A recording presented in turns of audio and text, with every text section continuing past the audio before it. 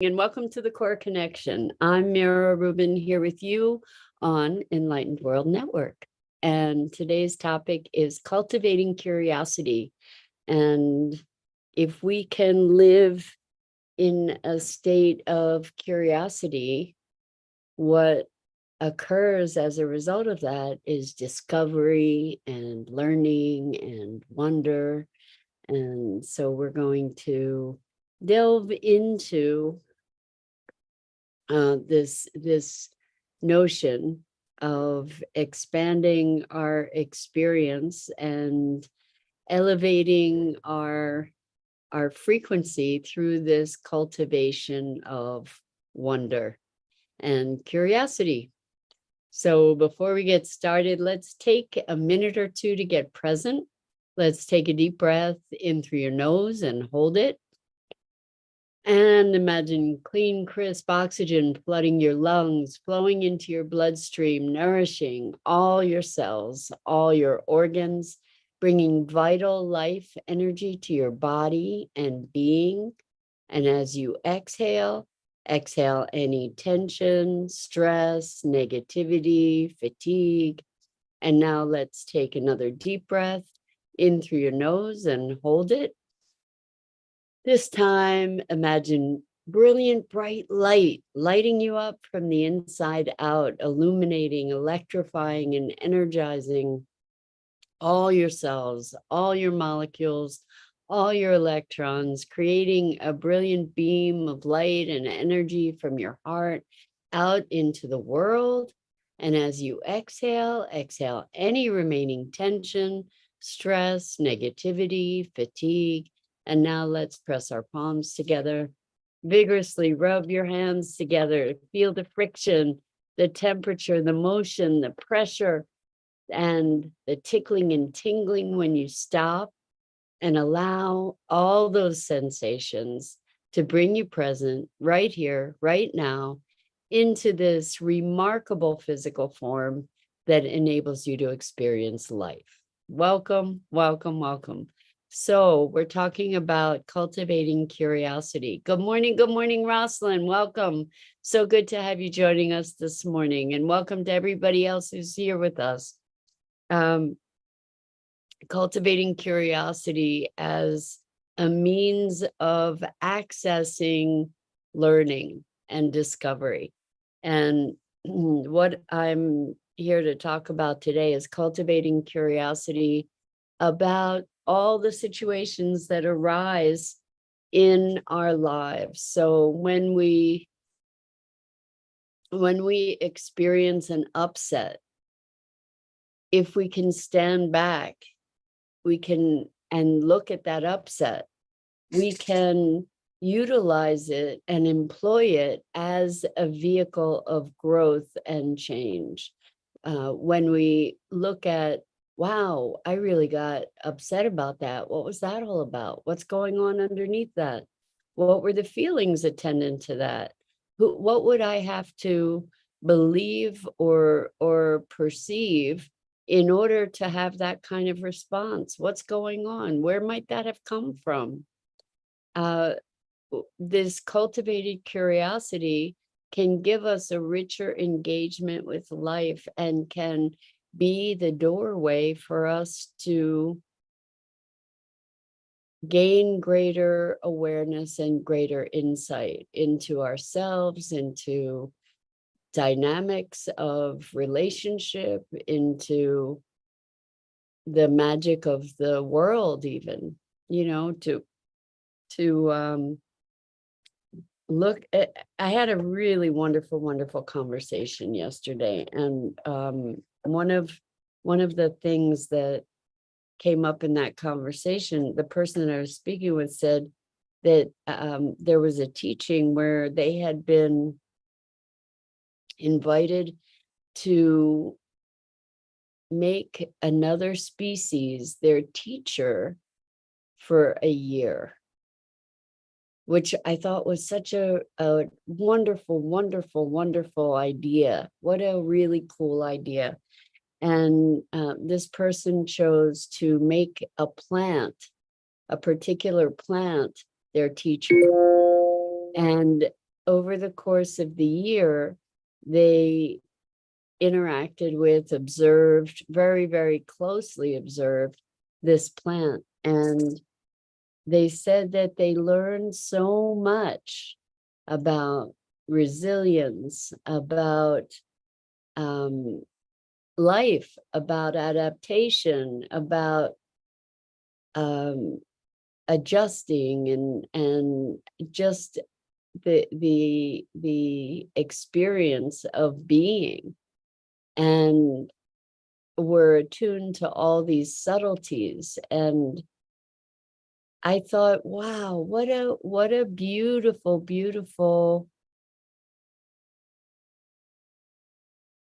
invitation to accept, to choose another species to learn from. And I was so fascinated that they chose to learn from a plant, and this particular plant, and cultivated such a deep relationship with it. It was just out of the box kind of thinking, and allowing us to find a space of curiosity and humility, to step away from the knowingness that so many of us live in, not true authentic wisdom necessarily, but I know this, I know that, it is this way, it is that way, things are fixed rather than mutable. Looking at the concrete, the material, rather than expanding into the multidimensional experiences that are available to us. Also, part of this conversation, it was such a great conversation with Nina Simons, who I'm interviewing for Sustainability Now. Nina Simons is one of the co-founders. She and her husband, Kenny Ausubel, founded Bioneers more than I think 25 years ago, more than 20 years ago. And we just had this great conversation. And now I'm trying to remember what the other piece was that I wanted to share with you that was so awesome. There were so many aspects to the conversation. Okay, so she was quoting I don't know if he was a physicist or a philosopher, who said that the sense experience, the 5 sense experience that we have in our lives, is like the froth on the top of the ocean. And that in fact, we're experiencing all kinds of other input and sensibilities, sensing that is not necessarily reaching our conscious awareness, and that is what is beneath the surface, and or that is the body of the ocean, that you know, that our sense experiences, like the froth, and the body of the ocean is the other dimensions of experience and being that is part of who we are. And she said that that was the part that she was most interested in exploring. And I feel that way too, that is what we're doing in these conversations, in our quest for awareness, growth, enlightenment, awakening, that what we're doing is looking to be swimming in the greater water of the ocean, and rather than dancing around on the froth at the top. And there's so much richness there. You know, when we recognize that we are sensing gravitational shifts and magnetic field shifts and feel the frequencies of all the different electrical devices that we have and radio waves and thoughts have frequencies, and we sense those as well, and we have these energetic connections with one another that are activated in different ways, and some of us are more attuned to them than others. And getting curious opens the door. Getting curious allows us to step beyond our limits, to step beyond our boundaries. And so stuff comes up in our lives that is triggering and activating and maybe tragic and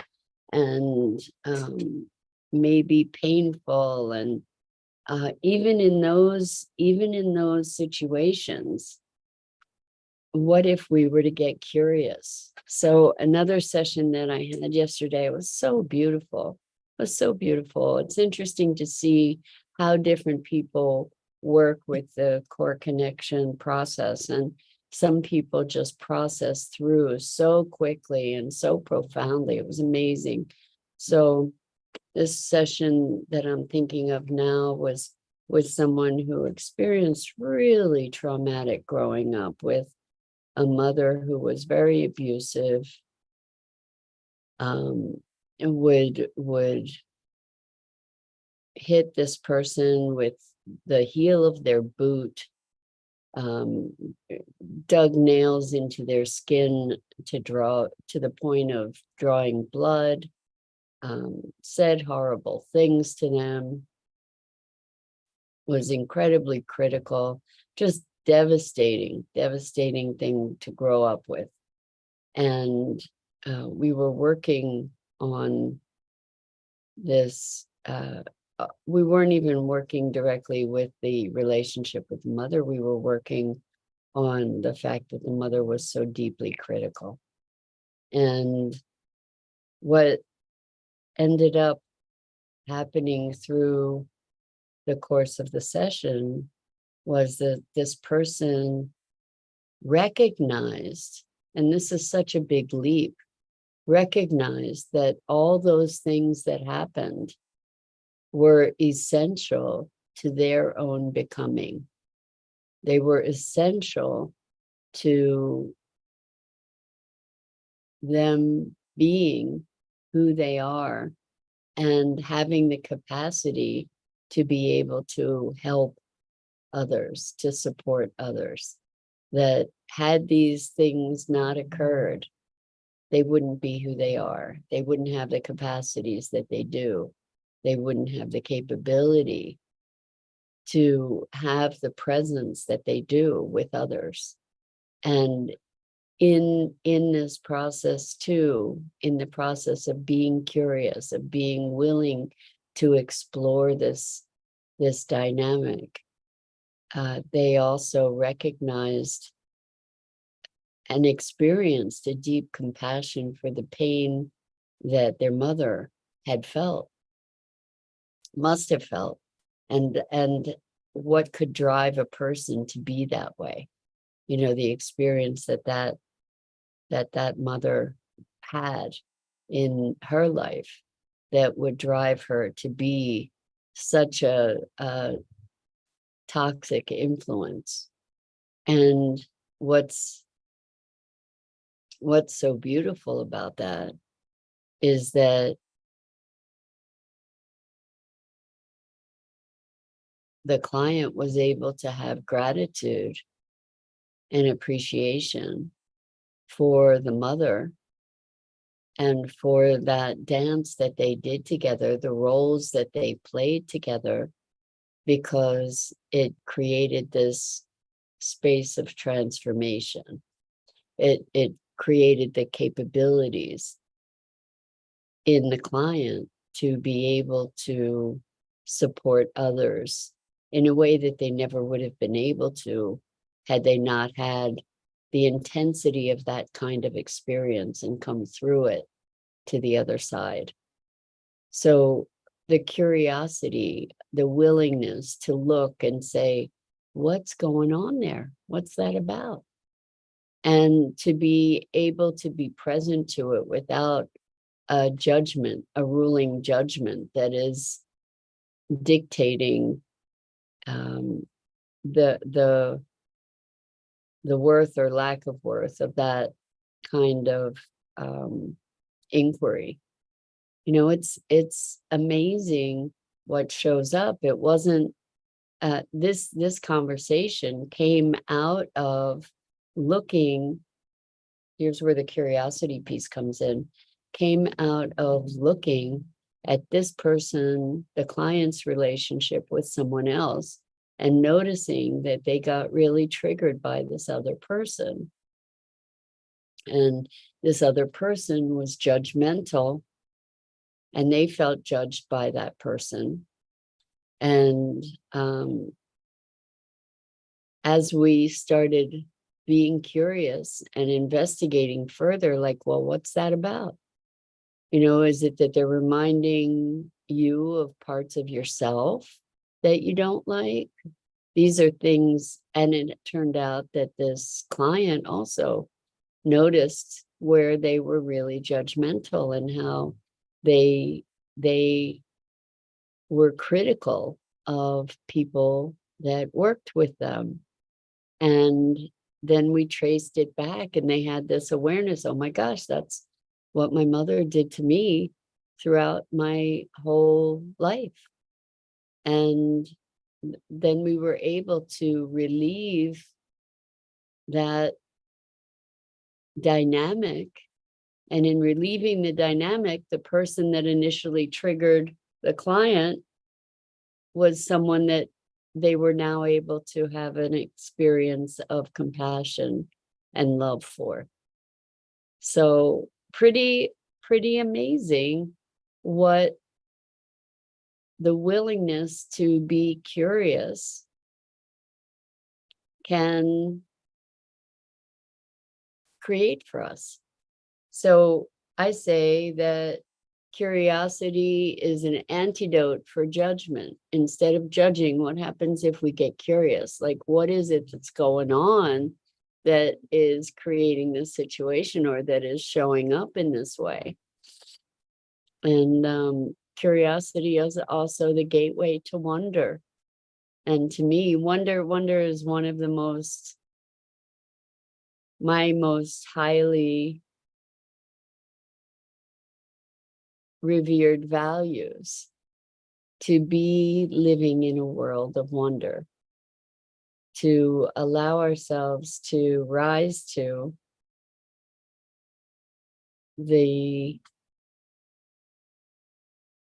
I'm going to say rise to the innocence of seeing things anew, to rise to the openness to not know, to be willing to be in the question rather than the answer. There's so much more available to us.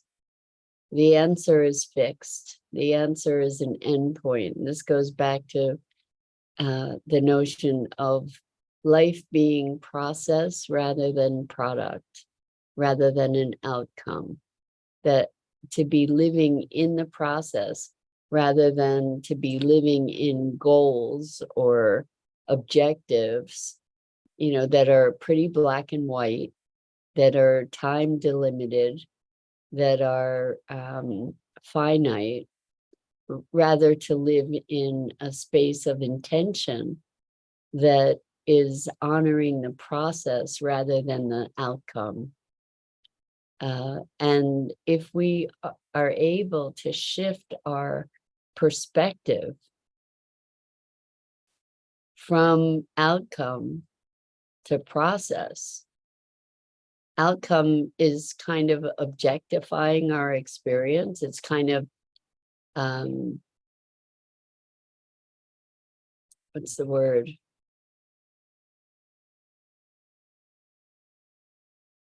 It's downplaying, minimizing, discarding the experience in the name of the outcome.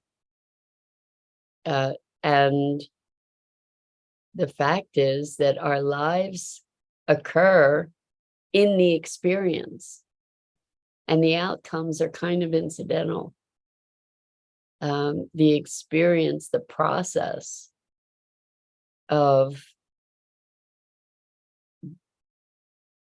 a journey, the journey itself, rather than the destination. If you're on the journey and the journey is irrelevant and all that's relevant is the destination, it's likely that there's going to be a lot of suffering on the journey, because there's going to be the impatience to get where you're going, and I just want to be there already. And there's no ability to be present with the life that is occurring in the process of getting to the destination. So if we can become curious, we can open the door to all kinds of amazing experiences. So, oh, I love this, Rosalind. I agree. Rosalind says, when you're a hammer, everything looks like a nail. Curious to look at what labels we assign to things and even ourselves. Yes, yes, yes. So thank you so much for that, Rosalind. When we get curious, we can start exposing the things that are always there that we didn't notice. And as we expose the things that are always there that we didn't notice, we have entree into whole new worlds and new perspectives and new experience. It's really quite amazing how life can open up and start to flow as a result of allowing ourselves to even begin to perceive some of these things that are guiding our lives that we didn't even know were there. So very interestingly, this was another really powerful session. So I have another client who had an extremely traumatic childhood. I say that. I don't think that they say that at this point, but living in a war-torn country and leaving that country and experiencing life-threatening situation that required their family to leave. And there's a pattern in their lives, kind of leaving, like as it's a life-saving measure, but they had never made this connection. And it wasn't until we had this conversation where they told me about this in their childhood. They said, I think I've pretty much resolved it, like I'm fine with it. And there wasn't any overt conscious emotion around it. And then we dug in and we did a session, and there was a direct connection, and there was emotion there and experience there that they hadn't even realized that they buried. Because one of the things that I've noticed with the work that I do with people is usually it's either at the very end of the first cohort or sometime after the second or into the third, or maybe even later, that we start getting down to work around issues that are so present, so deep, and so they're like the underlying tone.